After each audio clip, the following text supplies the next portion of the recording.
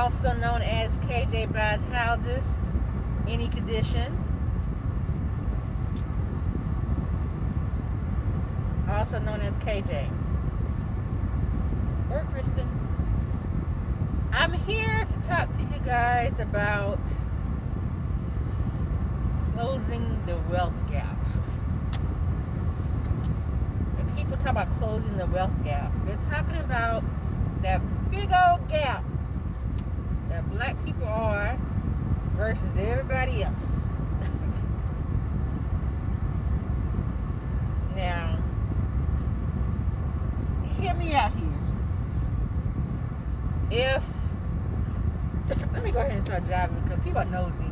Every time I want to park and talk, there's somebody behind me or somebody trying to see what I'm doing. So I'm just going to just drive around and just talk. Okay. So hear me out.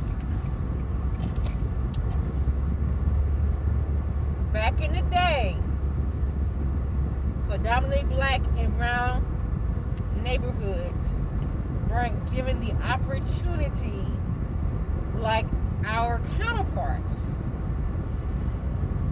There were federal laws that kept black people from progressing. We had to deal with systemic racism for over 400 years, y'all, right? 400 years. One of them is due to redlining. Redlining is pretty much what kept a lot of black people from being equal to our other counterparts. The banks weren't allowed to give us loans in our neighborhoods. We also weren't given the opportunity to build equity in our houses. So, if you have not noticed, a lot of predominantly black and brown neighborhoods don't have houses that were allowed, to build equity. We don't have equity in our houses because the effect of what redlining happened back in the day, which was not too long ago. It was like 1960 something when they started to change the law. So, but we still, due to what happened back then, we still having to deal with it before. We deal with it right now. So with that being said, the only way for houses in a lot of predominantly black and brown neighborhoods to get, appraised is if it gentrifies. So, or you're able to renovate it and fix it up, whatever. But then in some banks and some credit unions, they are not allowed to give, or they're not able to give us money for certain properties. But what I'm trying to say is, if research has been shown that home ownership, or i.e. real estate, is the vehicle to build wealth and to build generational wealth within a community, within the white community, black community, Hispanic community, Asian community, Jewish community, whatever. If real estate is the number one way to be able to build generational wealth, wouldn't you think that people would start doing research on real estate? I'm just saying. Like, here's my thing. I'm all about voting. We do need to vote, y'all. Yes, we do need to vote. But we need to channel that same energy on ownership, on real estate. Do you get what I'm trying to say here? I would say this. I've never, ever, ever owed any type of taxes until I got into real estate. And that's due to the fact that my income increased due to in houses. So I make a lot, more than I made before I was flipping houses. I gave myself a raise.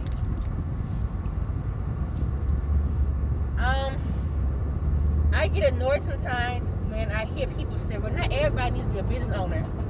Yes, everybody needs to be a business owner, but not everybody needs to be the manager. That's the difference. I think people correlate business manager to business owner, and those are not the same thing. Those are two different roles. You can own something very passively and just hire people to manage your stuff. I.e., when it comes to real estate, I'll give you an example. People know that I'm in the process of trying to build my rental property. Build my rental portfolio. I'm in the process of building a rental portfolio. With the rental portfolio, you guys, I am not going to manage my own properties. I would never do that because I know the type of person I am. I have a big heart. I have a heart to go. I get that from my mom. I'm a softie. And if somebody said they can't pay their rent or whatever, I know for me, I'll be like, oh, okay, it's okay. Okay, I'll give you another day to pay your rent. Oh, who knows? Oh, you know what? I'll go ahead and pay your rent for this month. Like, that's just the type of person I am. But I know in the real estate investing industry, that's not going to fly. Especially if you want to make money in this business. So, what I need to do, I need to hire a property management company to manage my properties.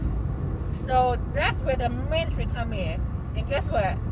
The property management company will still manage my properties, but I will still own my property, which means I still get money from my property. They'll get the 10% or whatever they charge from the rent for managing my properties, and then I get the rest of the money as a property owner. Same thing when it comes to business owners and business managers. I feel like when people they keep thinking that you have to manage in order to own. You don't. Like for me right now, yes, I'm a real estate investor. I hired my team. I hired different people who specialize in different things, so they can do their part. I still have a full-time job. I still have 4 other jobs. See, on my lunch break, I'll come and check out my rental property, see how it's going. Because I hired a GC, which is a general contractor, to manage the project and everything. So everything is going well.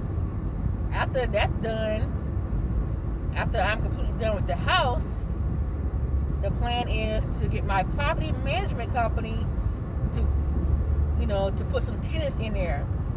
And within the season, within 3 to 6 months, is a 3 to 6 month period. I already had the house since August, so August, September, October, November, December, or around November or December, I would go ahead and do a cash out refinance on the house.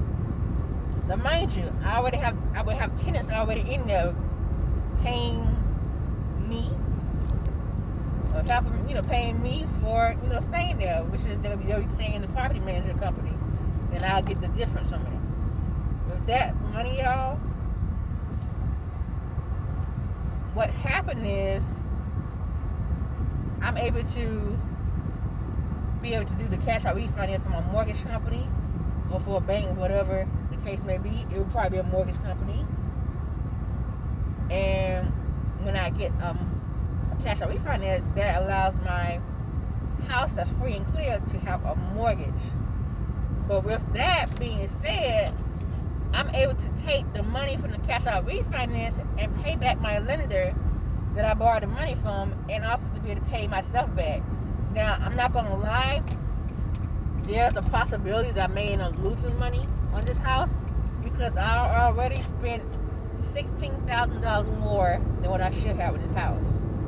And how I figured that out, I did the 70% rule. I did the 70% rule, but I didn't incorporate enough repair estimates, and that's what I went wrong at. I didn't take into consideration that the doggone rent cost would be a lot more than what it was. It was a lot more than what I thought it would be. So that's why I more than likely lost money. But it's okay, because I know I'll eventually get my money back.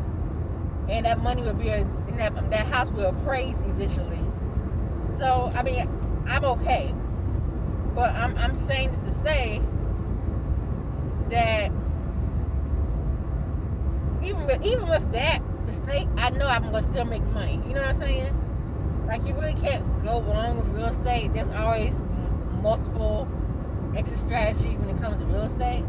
So I'm saying this to say, you guys, yes, you need to vote. Yes, vote, because, you want to be able to get people in office that's going to be able to help you. Hopefully help with bringing more opportunity for everybody, especially black people.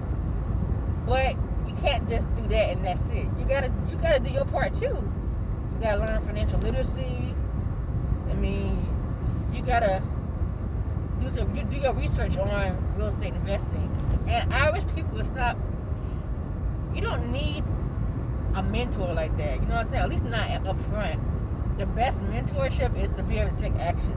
That's my opinion. And I'm saying this from personal experience. I do have a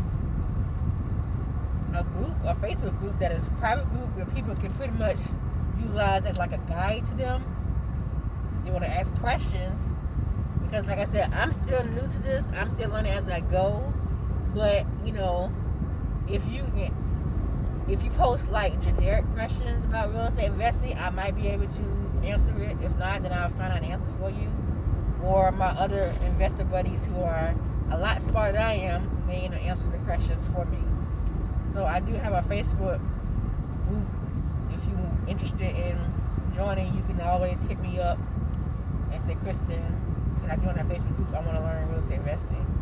Or I want to at least be able to utilize the group as a guide.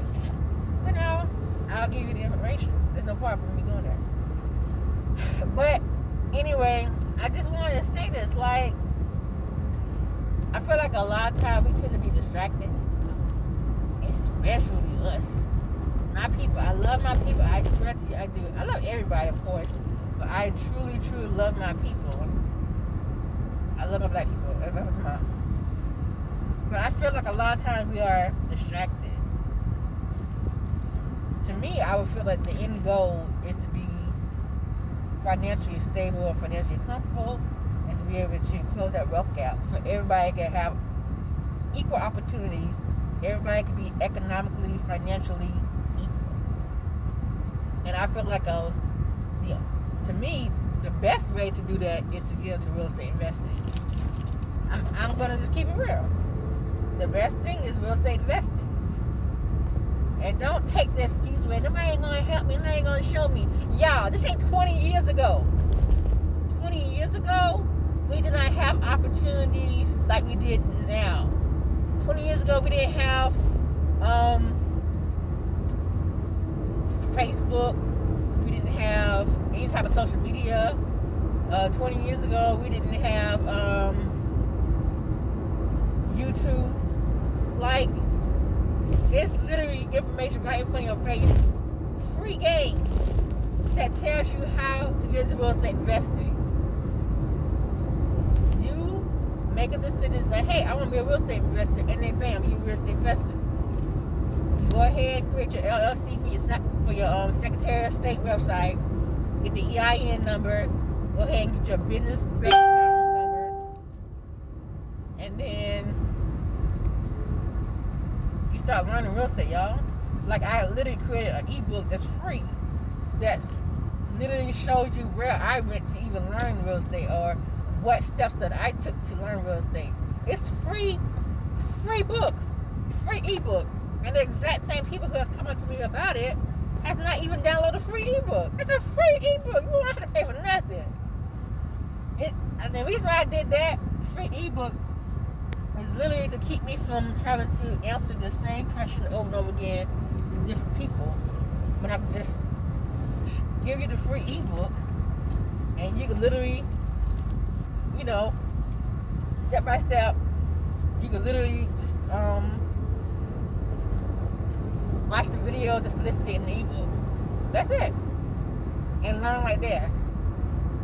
And not only that, you'll know you can go on Facebook and join, groups or that's related to real estate investing and learn from the people too. That's what I do. Join your local RIA, which is the Real Estate Investors Association. That's what I do. And on top of that, there's even a freaking real estate investing group that allow you to get information on funding for your deals. Y'all, come on now. It's literally right there in front of your face. And on top of that, you have information right there where if you wanted to go deep dive in certain topics, you can pay for a course or pay for some type of training with a person who's legit in the industry. Like, I tell you who to follow, who knows who's actually in this business, what video to watch. Because one thing I noticed though, even though you tell people to do your research is on YouTube, is on Google, they still won't do it. They literally need people to tell them exactly what video to watch, who to follow. So my ebook does that. Free ebook, y'all. Free game. Now, if you wanted to talk to me and go deep dive in certain situations or certain topics, that's a consultation fee. That's an invoice. So, you could pay $75 for 30 minutes if you want. But as far as me being able to go out of my way to help others, that's taking time out of my business. So I have to take that into consideration. And I don't meet people, in person like that. No offense, but I don't trust people. I don't. Every single person I know who have passed away have passed due to the fact that there was somebody that they trust. I don't want people to have easy access to me like that. I don't. It's a fair reason, y'all. I have a legit reason why I don't do that. I'm a virtual person. We can talk on the phone about any details, or we can have a conversation through the internet on Facebook or whatnot, or even on Zoom. But as far as meet somebody in person, nah, I can't do that. I'm not gonna do that. Sorry.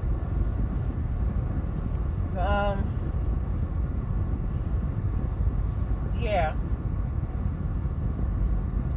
Another thing, please, when I tell you guys, before you ask a question, and I really want people to understand and to start doing this, before you ask a question on anything, Google it first.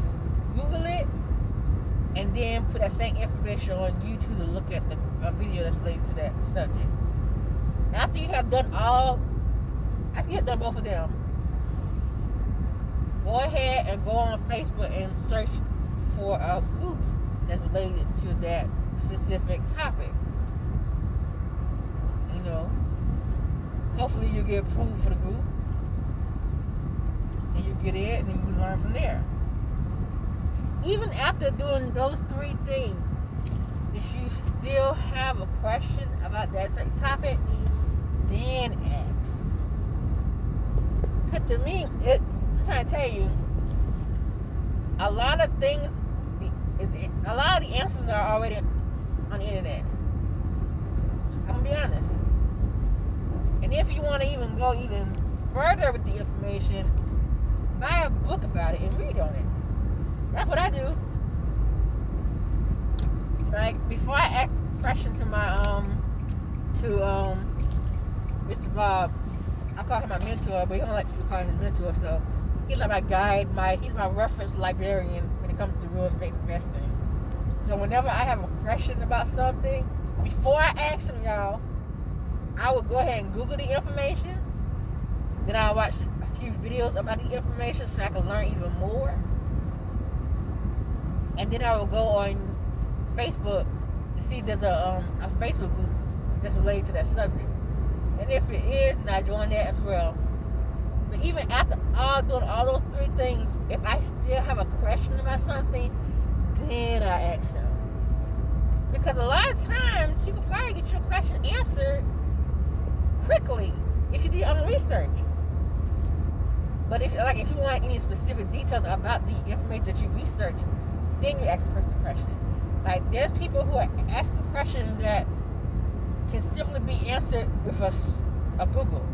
Like, you should not be asking somebody what's an ARV or what are comps if you want to be a real estate investor. Because you could easily Google that question and the information is right there. And you could also go on YouTube and put what are comps or what are ARV, or put ARV or comps, and the information will come up. The video will come up in detail what it is. So yeah. But anyway, I just wanted to say this, y'all. Closing the Wealth Gap is literally joining and learning real estate investing and financial literacy. Period. Being able to build generational wealth, to be able to pass down properties from generation to generation. That's for everybody, y'all. Real estate is for everybody. It ain't for certain people. It's for everybody. So stop saying, it's not for everybody. No, everybody needs to be owner. Yeah, everybody needs to be an owner. If you don't want to keep talking about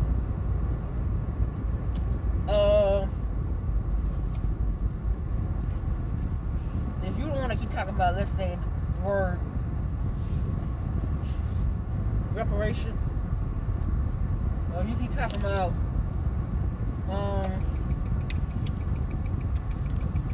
gentrification, then you need to be talking about ownership. Simple as that.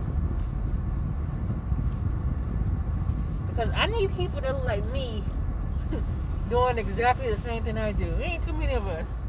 I need more people. Like, I see the black community, I see the Asian community, the Jewish community, the Hispanic community. Like, they are going hard when it comes to real estate investing. Like, I really do admire their culture, because especially the Hispanics.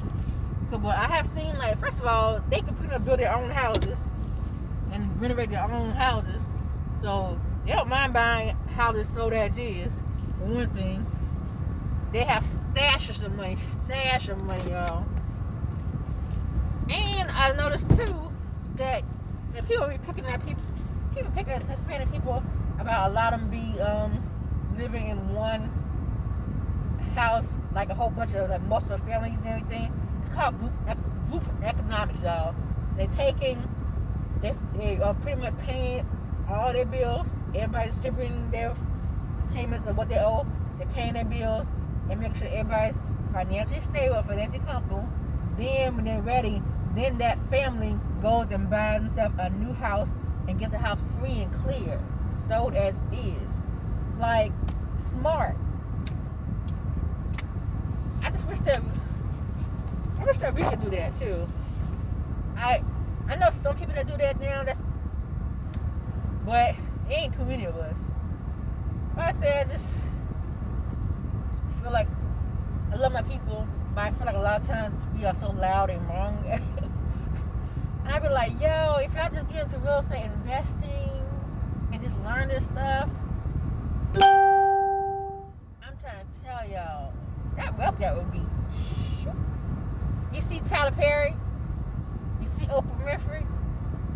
You know how they became millionaires first, right? You know the number one way that they became millionaires? Real estate. See, nobody ain't gonna tell you that. Nobody ain't gonna tell you. Yes, Tyler Perry was successful and everything. He became successful later on. But he made a lot of his money through real estate. A lot of people, a lot of millionaires have made a lot of their money through real estate. And I keep telling y'all to go ahead and do real estate. Now, am I a millionaire right now? No, I'm not. No, I'm not. Unfortunately not. And I would say this.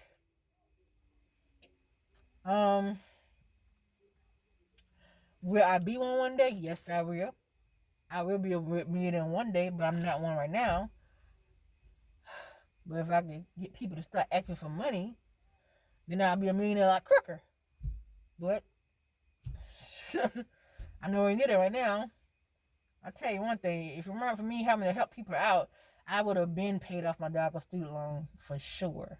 But me being the person I am, I'm going to help people out. But that stops immediately. I'm not doing that no more.